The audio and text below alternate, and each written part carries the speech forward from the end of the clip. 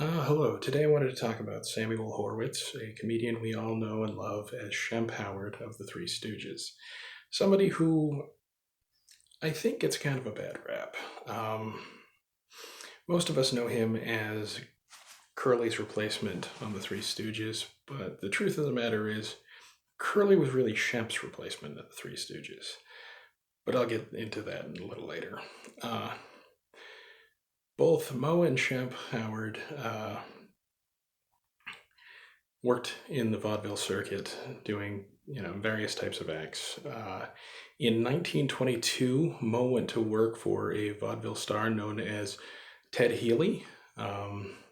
One day, Shemp went to see the show, and Moe saw him in the audience and yelled to him, and Shemp came up with a witty retort and yelled back, and then Moe asked him to join him up on stage.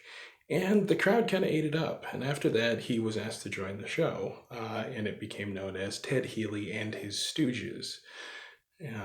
So Moe and Shemp were the original two Stooges.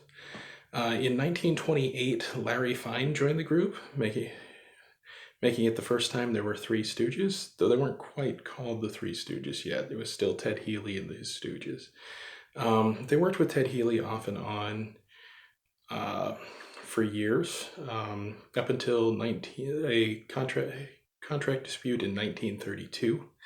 In 1933, Shemp went out and started a solo career, and at that point he was replaced with his brother Jerome, who we all know as Curly. Shemp went on to work for Vitaphone Records and Columbia Pictures, as well as Universal Pictures. During his solo career, he worked with comedy legends Abbott and Costello, Fatty Arbuckle, and W.C. Fields, as well as Hollywood stars Jimmy Stewart, Lon Chaney Jr., Marlene Dietrich, and John Wayne.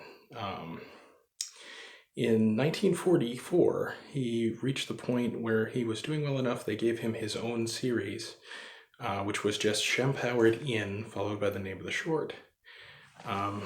During that time, the Three Stooges were gaining in popularity, with the classic lineup of Larry, Curly, and Moe.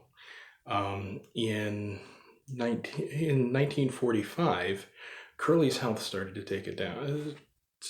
go downhill, and at first they weren't sure what happened. But in retrospect, they believe that Curly had his first stroke in 1944.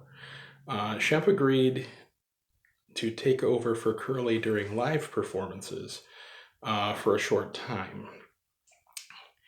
And then in 1946, while on set to perform in one of their films, Curly suffered a massive stroke while sitting in a director's chair waiting for his turn on stage. At that point, Shemp agreed to take over in the shorts as well as on stage until Curly was well enough to return. Unfortunately, Curly never fully recovered. There was a time where he was doing much better and they thought that he would be returning, but then he had another stroke. In 1947, he actually signed the contract with Columbia Pictures to be in the Three Stooges shorts, and in it was specifically stipulated that he was taking over temporarily until Curly's return. But eventually it became obvious that Curly was not returning. Shemp continued to work with the Three Stooges up until 1950, when he died of a heart attack unexpectedly.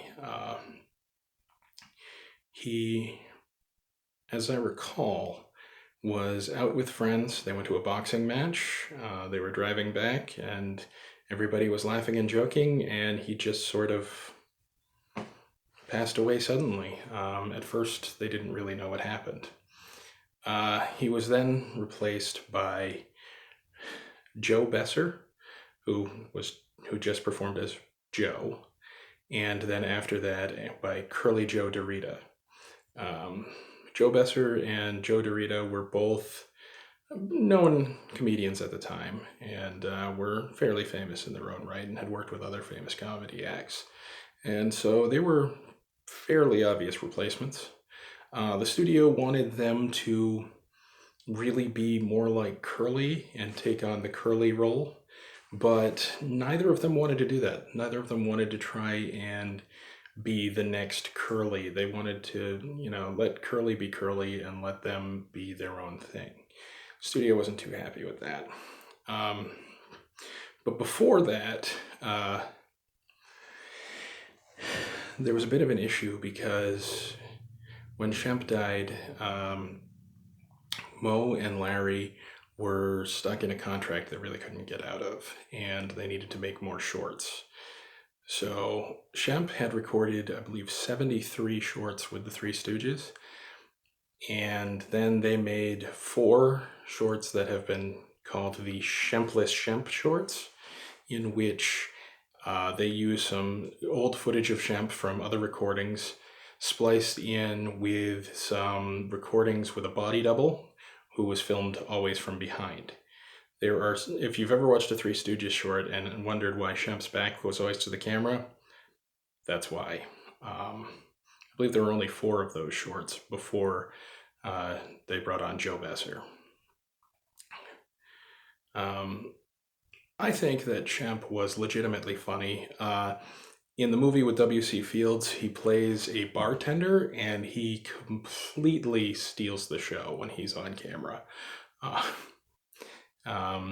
He also was in the Joe Palooka series, where he was not the main character, but once again, really stole the show. He was the highlight. He was the one that people enjoyed seeing.